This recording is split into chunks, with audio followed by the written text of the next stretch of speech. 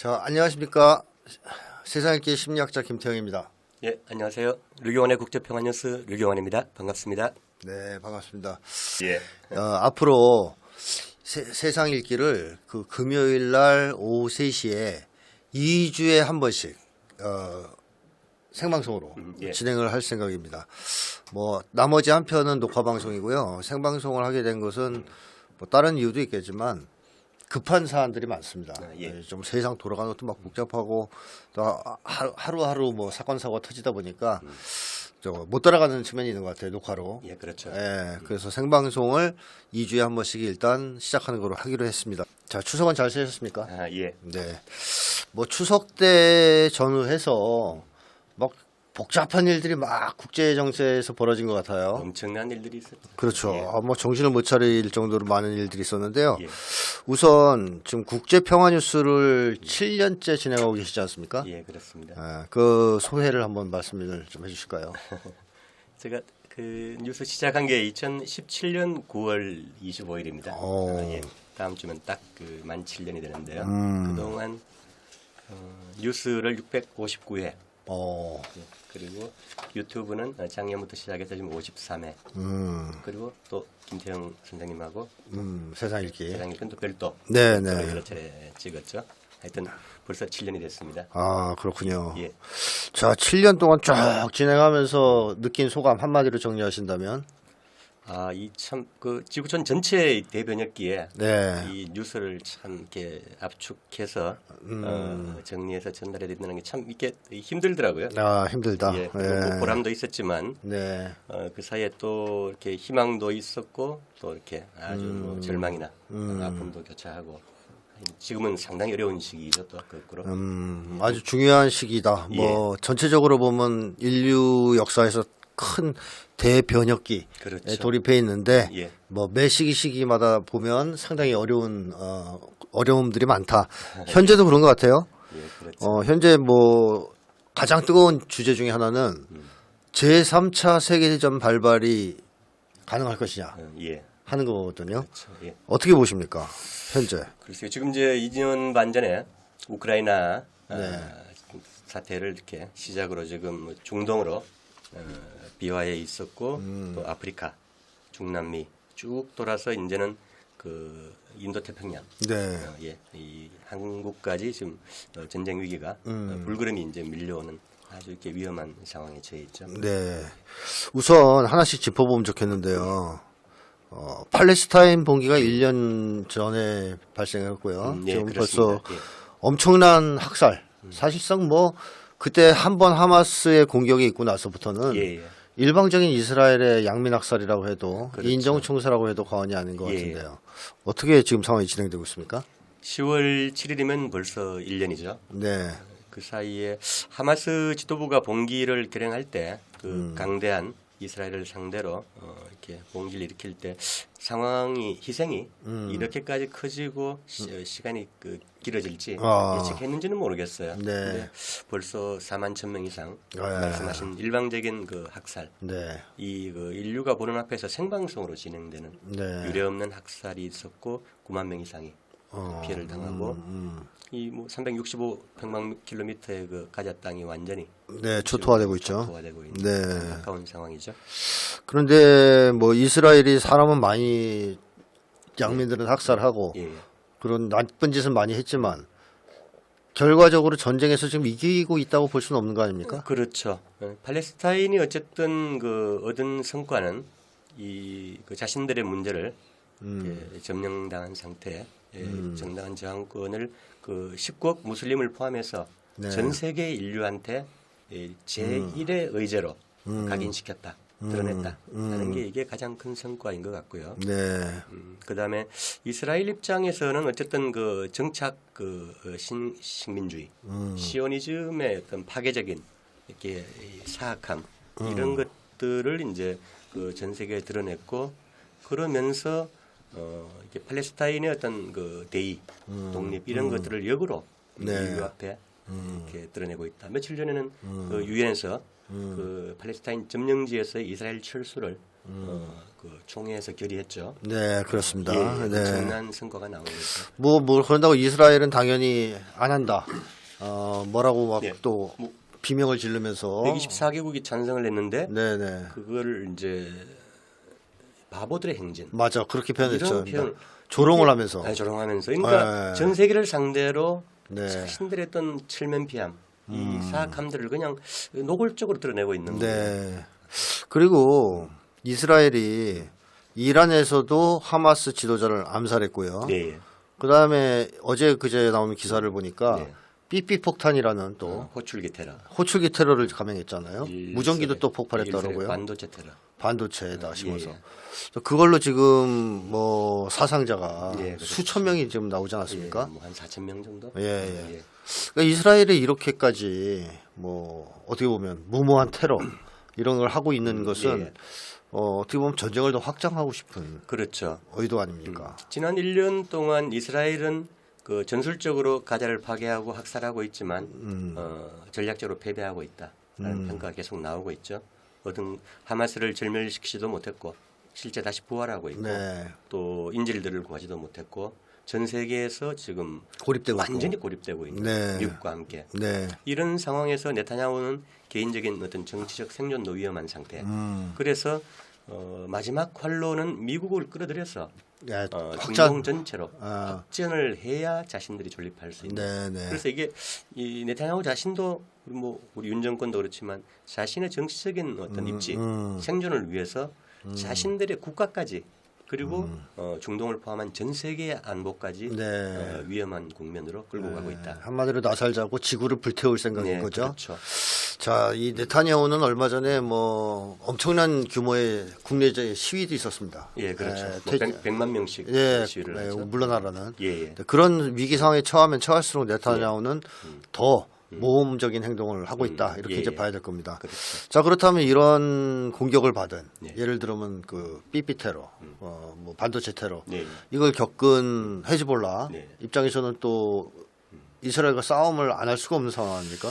그렇죠. 예. 그 얼마 전에는 그 헤즈볼라 고위 지도자를 암살해 버렸죠. 네. 그 하마스 지도자 하니에를 테헤란에서 암살하는 그 직전이죠. 아, 그 직전에. 그래서 헤즈볼라가 일단 저번 그 이란의 그 이스라엘 공격처럼 약 그 320발의 드론과 미사일 공격으로 일단 그 1차 보복은 했는데 그 상태에서 다시 이번에 테러를 한 거죠. 테러인데 이거는 그 리튬 배터리 그다음에 거기에 어떤 그 전자기기에 어떤 폭발물 같은 걸 이렇게 비밀리에 설치해서 이게 15년 동안 준비를 했대요. 네, 아, 네. 이스라엘 정보기관이 이 대만 어떤 반도체 호출기 업체 그다음에 뭐 일설에는 헝가리, 노르웨이까지 이렇게 끌어들여서 모사드가 이제 비밀 그 작업을 한 거다. 그 작업을 한 거다.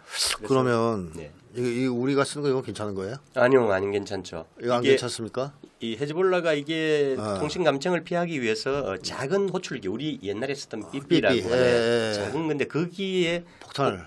폭발 용량만 해도 이게 얼굴 가까이 돼야 되니까 보면. 눈하고 바로 뇌를 상하는 거죠. 위험한데 지금 그 이론적으로 미국이나 이스라엘의 기술력 수준이 뭐 이렇게 에셜론이나 프리즘 이 전 세계 감청 이렇게 자산들을 가지고 있는데 전파와 이런 전자기기가 있으면 이론적으로 지금 뭐 이틀째 그 레바논의 테러를 보면 뭐 온갖 무선 기기, 무전기, 그다음에 뭐 네, 뭐 지문 인식기, 전화기, 전화기 이런 게 다 이렇게 터지고 있죠. 네. 그래서 아이폰이나 맥북 이런 큰 것들은 오히려 폭발력이 더 크다. 아, 그렇겠죠. 이런 지금 얘기들이 나와요. 그래서 이거는 콜럼버스가 그 천연두를 묻힌 담요를 원주민들 보내서 절멸시킨 것처럼 지금은 이 현대과학기술 수준으로 볼 때 그 배터리가 있는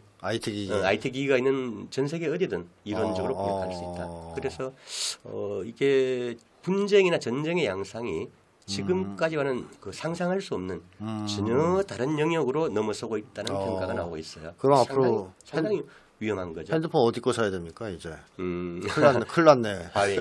화웨이 거 사면 좀 나을라나요? 미국이 그렇게 화웨이를 짓밟고 제재하고 죽이려고 했던 게 결국 이런 것들이 할 수가 없으니까. 사이버 자기는. 공격 같은 그게 이제 자기들 마음대로 차단되어 이용할 수가 있으니까 없으니까. 예, 그렇죠.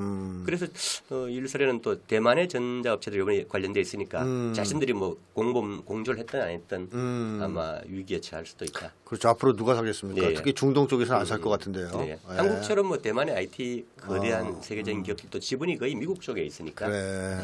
이게 쉽게 공작을 할 수 있는.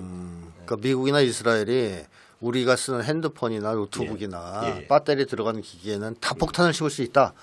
그래서 이미 수가제 죽일 수도 있다. 예. 이걸 그래서 이제 증명한 거예요 이번에. 예. 전장도 없고 예. 그다음에 전투원도 구분이 안 되고. 네. 그래서 저는 이게 그 연휴에 딱 그 터지는 순간에 뉴스를 보는 순간에 EMP 탄 같은 아, 네. 무차별 살상.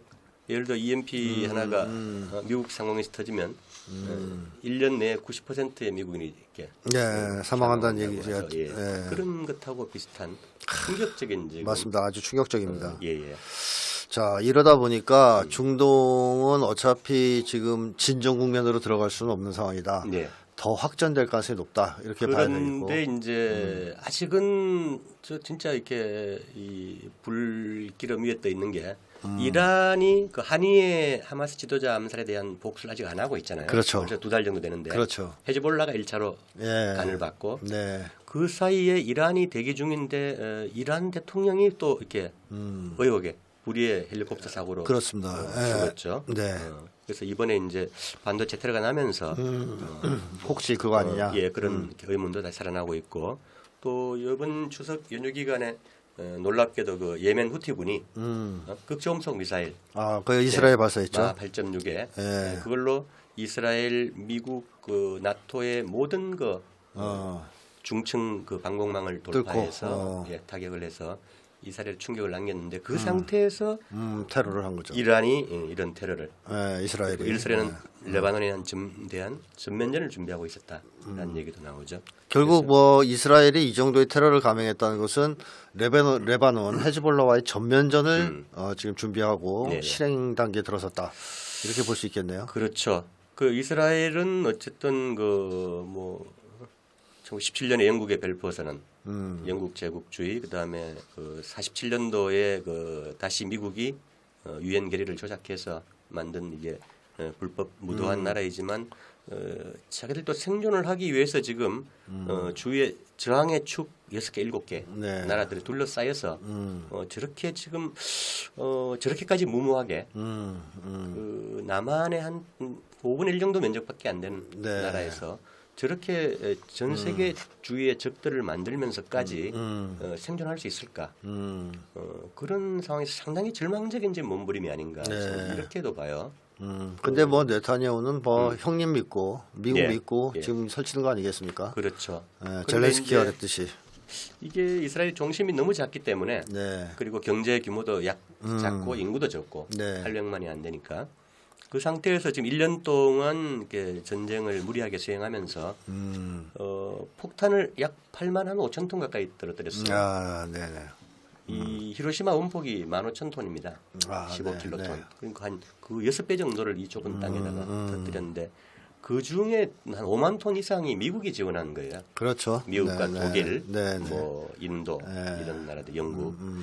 그래서 자신들의 어떤 그 무장력이나 경제력, 그다음에 그 전투 동원력으로는 전쟁을 수행할 수 없어요. 그렇습니다. 우크라이나도 마찬가지지만 네, 네. 그런 상태에서 지금 경제가 파괴되고 있고, 뭐 기업도 원래 한 6만 개가 문을 닫아야 될 상황이고, 수십만 명이 지금 그 레바논 쪽의 국경에서 대피하고 있고, 그러니까 국가가 정상적으로 이렇게 유지될 수 없는 상황에서 지금 무모한 지금 확전을 시도하고 있는 거죠. 이게 다른 선택의 여지가 없기 때문에. 네. 우크라이나든 이스라엘이든 예. 다 미국 특히 미국 그다음에 나토 예. 서방의 지원이 없이는 그렇죠. 전쟁을 수행할 수 없다. 우크라이나 똑같죠. 그러니까 현재 두 나라가 예.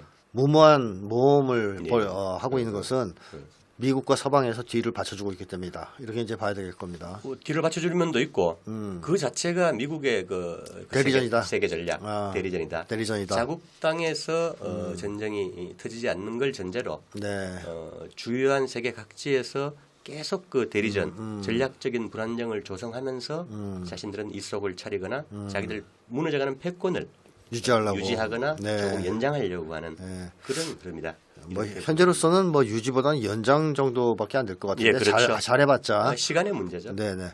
자 그러면 중동은 그렇게 또 추석을 전후하면서 아주 뭐 심각하게 화약고에 불이 붙은 형국이고요. 헤즈볼라도 다시 보복을 네, 선언하고 선언했죠. 있으니까 우크라이나도 지금 상태가 좀 심각한 것 같습니다. 예, 그렇습니다. 네, 우크라이나 지금 어떻습니까? 예, 한 달 예전에 이제 그 젤렌스키가 또 무모한 자살 공격을 했죠. 네, 쿠르스크 러시아. 지역에 예. 그 2차 대전 때 나치가 소련의 마지막으로 괴멸된 쿠르스크 지역에 그냥 도관에 들어간 거예요. 네. 러시아는 다 후퇴하고 끌어들여서 우크라이나에게 잔존 그 병력도 얼마 안 남았는데 이 남쪽에 그 중요한 전략적 예비대나 군인들을 빼서 한 만여 명을 이렇게 밀어넣었는데 거의 남은 자산을 다 끌어넣은 거죠. 네. 근데 이게 러시아는 천천히 지공으로 그냥 한꺼번에 규멸할 수도 있는데 네. 그냥 천천히 그냥 소모전을 전략적 소모전이라고 예. 하죠. 개념들. 그래서 예. 벌써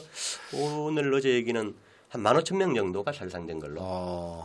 이 그럼 정도면 뭐 전멸이네. 거의 전멸 수준이죠. 예. 그런 상태에서도 계속 그 서방은 무기를 공급하고 또 이번에 영국 총리가 미국 가서 그 장거리 미사일로 네, 쏠 수 있게 하자.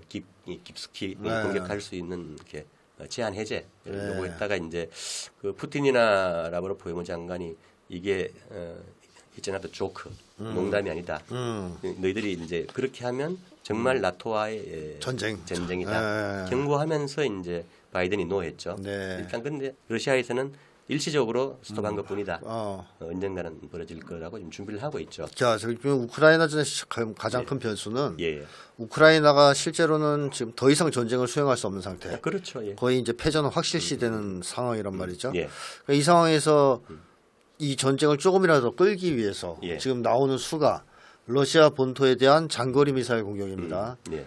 그래서 이 장거리 미사일 공격을 계속 허용해달라고 젤렌스키가 조르고 있는데 사실상 허용해달라가 아니고 예. 해줘 아니겠습니까? 예, 예. 그러니까 우크라이나는 단독으로 장거리 미사일 쏠 역량이 없기 때문에 예. 결국 그걸 발사한다면 미국이나 나토가 하는 거란 말이죠. 예, 그렇죠. 그리고 이제 위치 정보나 그렇죠. 위성 정보, 표적 표적 정보. 그다음에 표적, 그다음에 네. 그 미사일 운항 정보 네. 모든 것을 훈련 다 이렇게 등. 줘야 되니까. 그렇습니다. 그렇죠. 예. 러시아도 그렇기 때문에 장거리 미사일 발사는 우크라이나의 문제가 아니고 예. 미국과 나토가 우리하고 전면전을 하는 것이다. 이렇게 이제 선언을 한 상태입니다. 네, 그렇죠. 근데 지금 영국 총리하고 바이든하고 만나서 일단은 안 한다. 이렇게 얘기를 했지만 예, 예. 러시아는 안 믿는 분위기 예, 그렇죠. 거짓말이다. 뻥치고 또 할 거다. 눈에 뻔히 보이는 거짓말이다. 장난을 치고 있다고 얘기하고 있는 거죠. 자, 그러면 진짜로 어느 순간쯤에는 러시아 본토를 장거리 미사일로 공격할 수도 있단 말이죠. 네, 그렇죠. 모스크바까지도 얼마 안 걸리죠. 예. 그러면 러시아의 대응은 어떻게 될 것 같습니까? 문제는 이 뭐 스톰 섀도우 영국의 무기가 순항 미사일이 이 마 1도 안 돼요. 군백인데 러시아 입장에서는 그 이렇게 나토 소속국이 공식적으로 2차 대전 이후에 처음으로 본토를 공격한다는 것의 어떤 상징성 네. 이것 때문에 참을 수 없는 거죠. 네. 예, 그 뭐 요격 체계들은 갖고 있지만. S-400, 500 네. 완비되어 있지만 그런데 이제 문제는 이 그 스톰 섀도우나 이 프랑스의 스칼프나 이런 그 중거리 미사일들이 이 수량도 얼마 안 돼요. 몇 개 없어요. 예, 몇 개 없어요. 근데 이제 큰 소리를 치면서 계속 깔짝깔짝. 깔짝거리고 있는 거죠. 이게 참 러시아 입장에서 볼 때는 이게 세계 최강국인데 군사적으로 네. 좀 어떻게 속으로 좀 우스울 수도 있을 텐데 그리고 아직 전략 미사일들은 뭐 꺼내지도 않았고 그런 상태에서 이 미국을 중심으로 한 나토가 이렇게 계속 그 긴장을 단계적으로 상승시키고 확전을 유도하는 중동도 마찬가지입니다만 이런 상황들에 대해서 전략적인 인내로 참 어른이 애 훈계하듯이 이렇게 다루면서 어쨌든 그 파괴적인 확전은 막기 위해서 계속 경고를 하면서 참고 있다.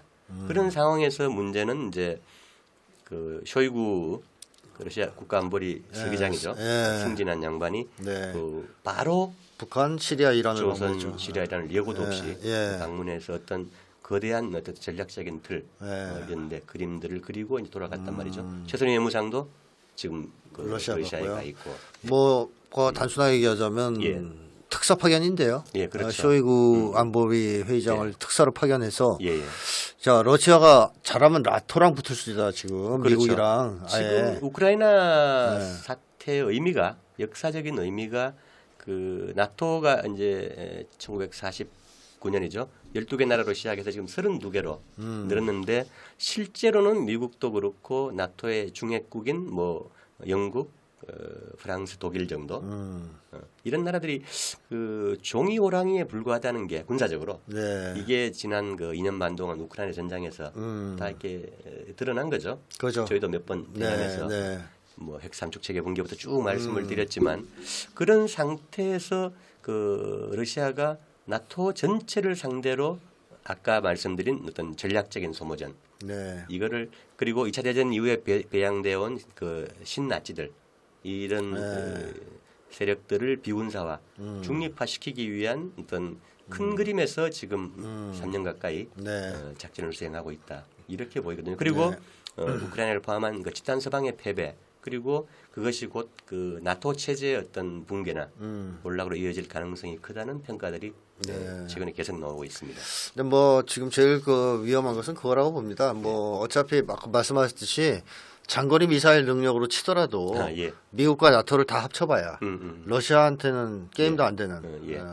뭐 어떻게 보면 북한하고 견줘도 조선과 견줘도 과연 이길까? 장거리 미사일 예, 능력이 이런 의심이 들지 않습니까? 그렇죠. 자, 그런 상황인데 미국 대선 전에 예. 우크라이나 전이 만약에 완전 패배로 귀결된다면 이건 네오콘들한테 치명적이지 않습니까? 치명적이죠. 예. 네, 그렇죠. 그럴 때 그런 위험성 때문에 예. 무모한 장거리 미사일 도발을 할 수도 그렇죠. 있다는 거고. 그리고 그럴 때 이제 러시아의 대응에 따라 예. 전쟁이 어떻게 확전이 어떻게 될수 될지 있다. 모른다. 예, 예. 예. 그게 그래서 제일 이제, 큰 문제다. 예. 걱정되는 게 이제 미국 대선을 네. 앞둔 흔히 이제 그 10월의 충격이라는 얘기가 나오고 있죠. 네, 그런 얘기가 있습니까? 예. 네오콘들이 이제 그 트럼프 당선이 유력해지거나 그 우크라이나에서 패배가 이제 뭐 임박해 있는데 기정사실화되면 이렇게 미국발 어떤 계엄이나 비상사태를 선포하고 대선을 없는 걸로 무효화시키는 쪽으로. 무효화시킬 수 있다. 그런 또 미국 내 어떤 시나리오도 지금 네. 제기가 되고 있고요.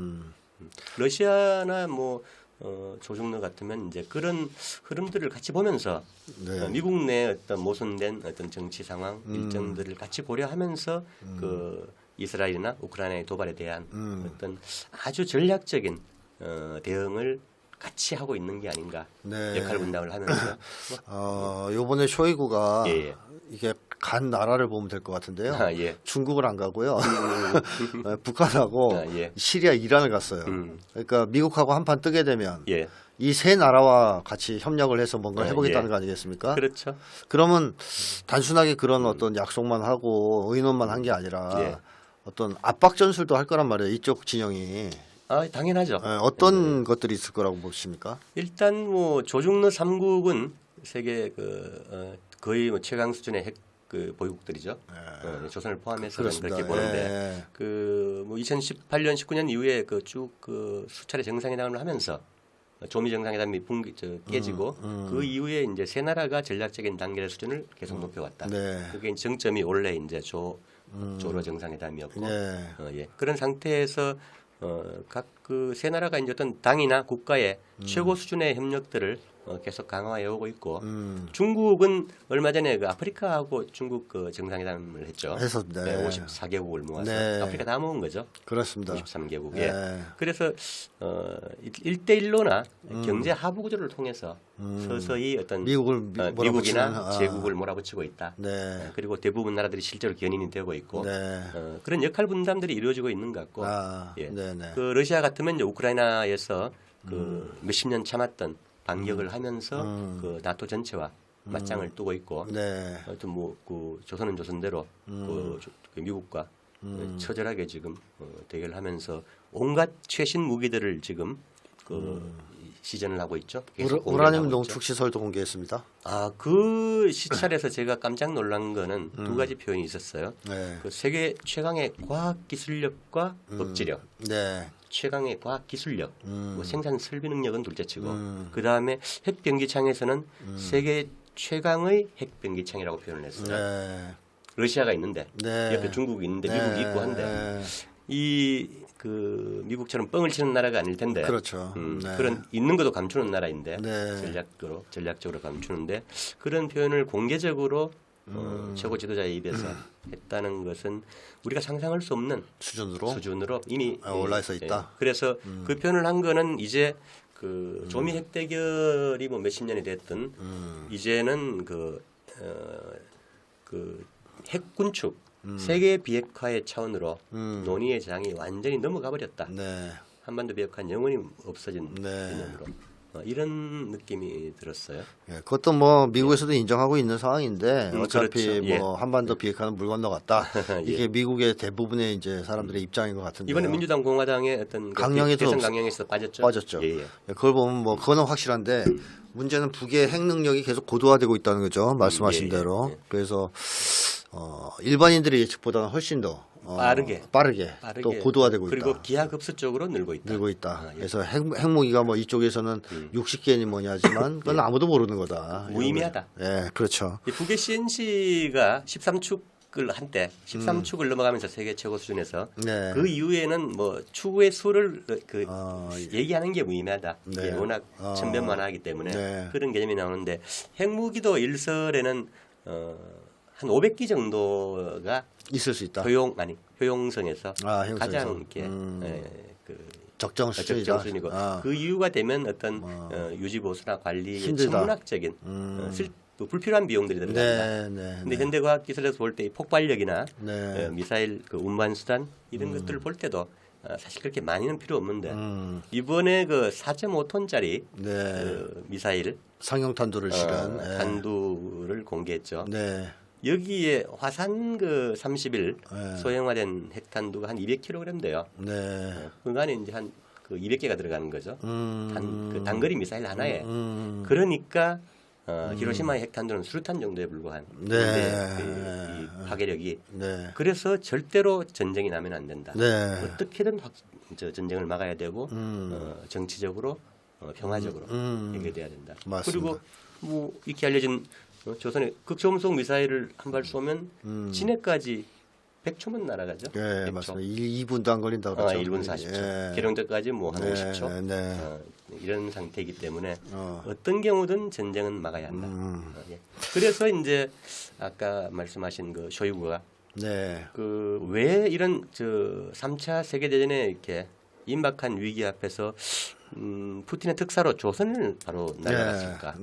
그 두 대밖에 없는 조기 경보기 타고 그리고 시리아와 이란으로 가고 그 다음에 헤즈볼라도 지금 준비되어 있고 특이하게 예멘이 극초음속 미사일을 쏘고 지상군을 이라크를 통해서 지금 그 시리아에 집어넣었어요. 그래요. 예, 또 다른 어떤 전투를 대비하는.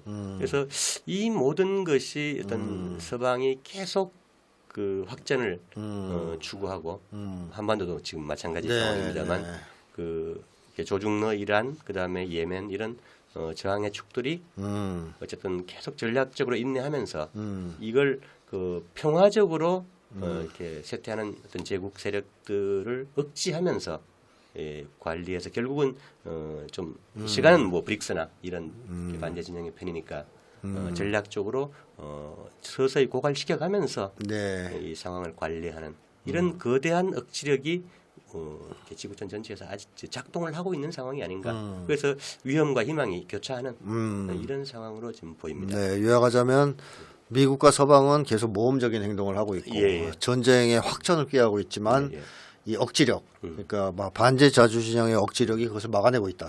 그러면서 오히려 압박하는 형국이다. 뭐 이런 다행인 거죠. 것은 이제 누차 말씀드렸지만 이제 미국을 포함한 이렇게 그 집단 서방의 어떤 핵 삼축 체계가 완전히 무너지면서 그리고 전통적인 재래적인 어떤 그 생산력, 전쟁 수행 능력도 완전히 이제 바닥을 향해 가고 있는 이런 부분이 그 어떤 그 서방의 이 허풍, 말폭탄에도 불구하고 또 이 평화를 유지할 수 있는 토대가 되고 있는 게 아닌가. 뭐 한마디로 힘이 없다 이거죠. 예.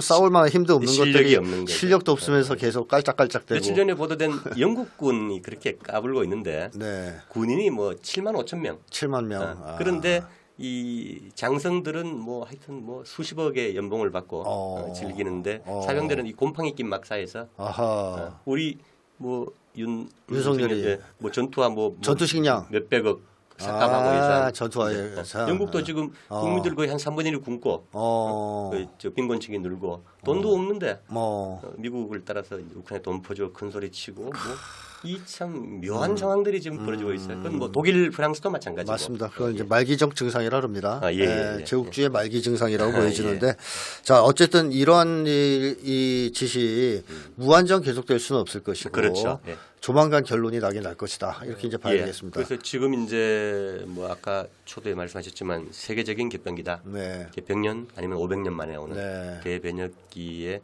지구촌 전체 운명을 놓고 언젠가는 이 세잔해가는 제국의 잔명을 끊고 인류가 그 새로운 호혜평등 네. 이런 그 새로운 문명으로 전환해야 된다 빨리. 네. 근데 그런 희망들이 이제 예를 들어서 그 가난한 아프리카 사헬 네. 데서도 미국 몰아내기. 니제르가 몰아내버렸고 이라크도 며칠 전에 미군을 2년 내에 철수하기로 했죠. 그 다음에 뭐 이런 흐름들이 전 지구적으로 동시에 일어나고 있다. 네. 이게 제국의 어떤 힘이 쪼그라드는 이걸 반영하고 있는 거죠. 그렇습니다. 뭐 앞으로 좀 중동 상황 그리고 또 우크라이나 상황을 면밀하게 주시해 볼 필요는 있겠지만 이미 대세는 기울었다. 대세는 기울었고 제국주의 체제 또는 미국의 패권 질서가 무너진 것은 필연이다. 이렇게 이제 봐야 될 겁니다. 자, 다만 이 한반도에 이 불똥이 좀 튀지 않았으면 좋겠습니다. 그렇죠. 예, 왜냐하면 제3차 세계대전이 발발한다 만약에 중동이나 우크라이나에서 그랬을 때 쇼이구가 왔다 간 걸로 봐서는 말이죠. 한반도도 그냥 있을 것 같지는 않단 말이죠.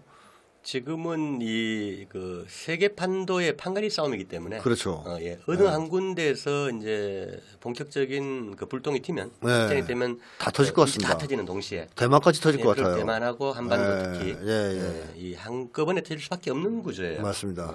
그러니까 지금 아주 중요한 분기점에 서 있는 거라고 봐야 되겠습니다. 그렇죠. 근데 이제 문제는 다시 이제 한반도로 돌아오면 그 우크라이나나 이제 그 중동에서는 어쨌든 그 집단 서방이 계속 고갈되고 특히 중동에서는 지금 도덕적으로 81억 인류 앞에서 이 그 이스라엘이나 미국이 얼마나 사악한 존재인지를 충분히 스스로 실증을 하고 있는 거죠. 다행이죠.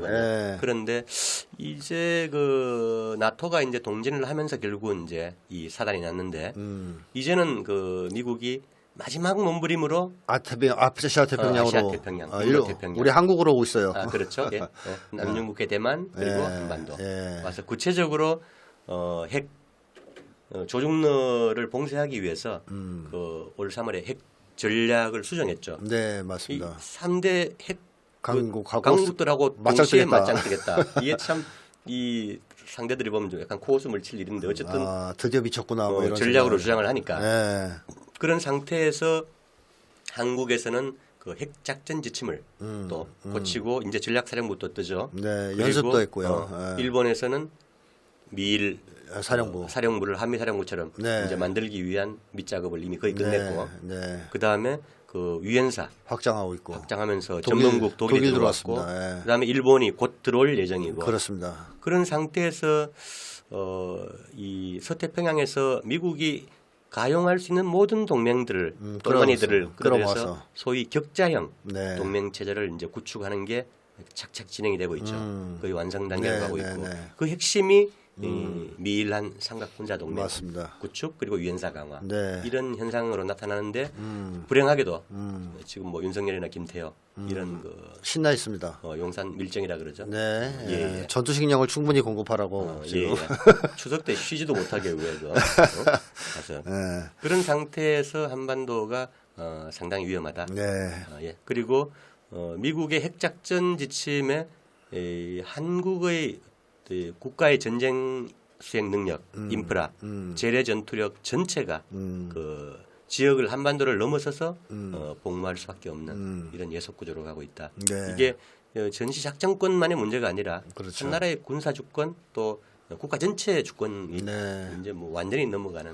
뭐 앞으로는 뭐 우크라이나나 예. 중동에 예. 한일 동맹군이 파병되지 말란 법이 없습니다. 그렇죠. 이 상태라면 예. 예, 서방에 아주, 워낙 전투력이 없기 때문에 네. 지금 마지막 남은 어떤 재래식 그 병기고 그다음에 전투력 보병 무력이 이제 일본하고 한국에 남은 거죠. 맞습니다. 예.